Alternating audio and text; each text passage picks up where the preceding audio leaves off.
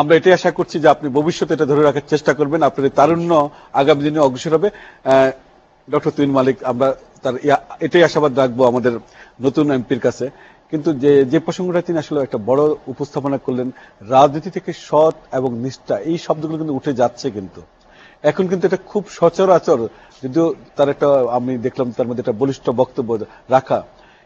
এই রাজনীতি থেকে এগুলো সততা, নিষ্ঠা, দায়িত্ববোধ, কর্তব্যবোধ এবং বঙ্গবন্ধু শেখ মুজিবুর রহমান আদর্শ বলেন একসময় রাজনীতি কিন্তু রাজনীতিবিদরা যেভাবে করতেন এগুলো এখন নেই। আমরা কেন এই একটা অবস্থান দাঁড়ালো কেন, এবং এর থেকে আমাদের মুক্তির উপায়টা কি এবং বেরিয়ে আসার উপায়টা কি বলে আপনি মনে করছেন? খুব সময় কম তার মধ্যে। তার মধ্যে ওনাকে একটু, উনি প্রথম আসলেন এবং উনি যে আশাবাদ ব্যক্ত করেছেন আমরা আসলে এটা খুব পজিটিভ ভাবে দেখি।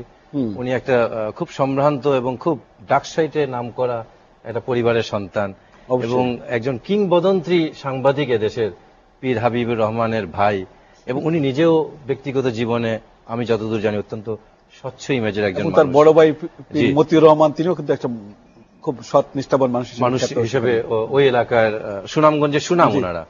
তো অবশ্যই আপনার সাফল্য কামনা করি।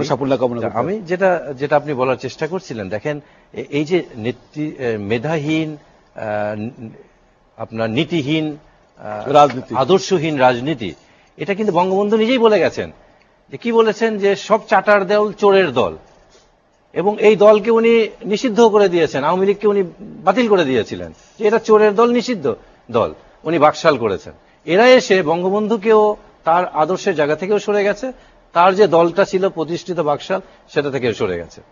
তো যেটা আমরা বলার চেষ্টা করছি যে আপনি নীতি এবং আদর্শের ক্ষেত্রে আপনি আপনার দল হোক, ব্যক্তি হোক, যেই হোক না কেন, দেশের স্বার্থে যদি কোনো দলের কিংবা ব্যক্তির স্খলন ঘটে, সেখানে কিন্তু একটা রাজনৈতিক বিপর্যয় যদি তার জন্য আসলে জাতির জন্য একটা ভয়ানক বিপর্যয় সৃষ্টি হয়, যার ফলশ্রুতিতে আজকে দেখেন আমরা গণতন্ত্র থেকে বিচ্যুত হয়েছি এবং জাতিগত ভাবে কিন্তু আমরা একেবারেই পেছনের দিকে চলে এসেছি। আমাদের সময় খুব কম, আমরা এই জায়গা থেকে কিভাবে আমরা মুক্তিটা কিভাবে হতে পারে বলে মনে করছেন?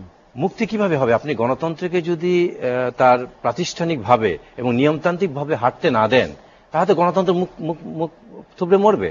যে আজকে দেখেন আমাদের অপরাধ বিজ্ঞানে ক্রিমিনাল লতে সবচেয়ে বড় অপরাধ কি? চুরি, ডাকাতি না, হত্যা। হত্যা করলে তাকে ফাঁসি দেওয়া হবে, কিন্তু তাকে ফাঁসি দিলেও বিচার হবে, তার রায় হবে, তারপর সুপ্রিম কোর্ট আছে, হাইকোর্ট আছে, আপিল হবে, অনেক প্রসিডিউরের ব্যাপার আছে।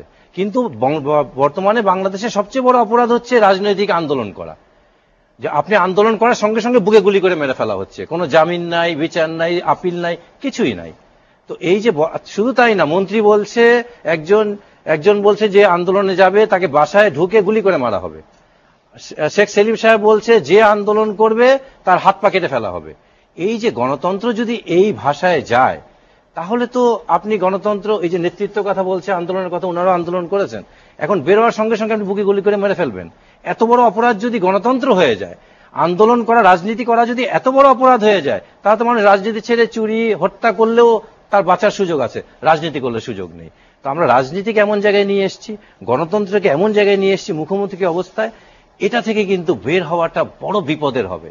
এই সরকারের জন্য এই কারণে হবে যে আপনি একটা জিনিস দেখেন, যদি আপনি একদম সময় কম, লাস্ট ওভাবে বলতে হয়, দেখেন ওই যে প্রজাপতি হয় কিন্তু শুয়োপোকা থেকে, প্রথম কিন্তু এটা পোকা থাকে, তারপর শুয়োপোকাটা বিবর্তিত হয়ে প্রজাপতিতে রূপ লাভ করে। যতক্ষণ পর্যন্ত শুয়োপোকা নিঃশেষ না হবে ততক্ষণ পর্যন্ত প্রজাপতির জন্ম হবে না। এই যে স্বৈরশাসন চলছে, 5ই জানুয়ারি অবৈধ নির্বাচন, অবৈধ সংসদ, এটা যতক্ষণ পর্যন্ত নিঃশেষ না হবে গণতন্ত্র কিন্তু আসবে না। গণতন্ত্রের প্রজাপতি তখনই পাখা মেরে তুলবে যখনই এই স্বৈরাচার নামক শুয়োপোকার ধ্বংস। ধন্যবাদ পীর ফজলুর রহমান মেজবা। 30 সেকেন্ড আপনার জন্য। না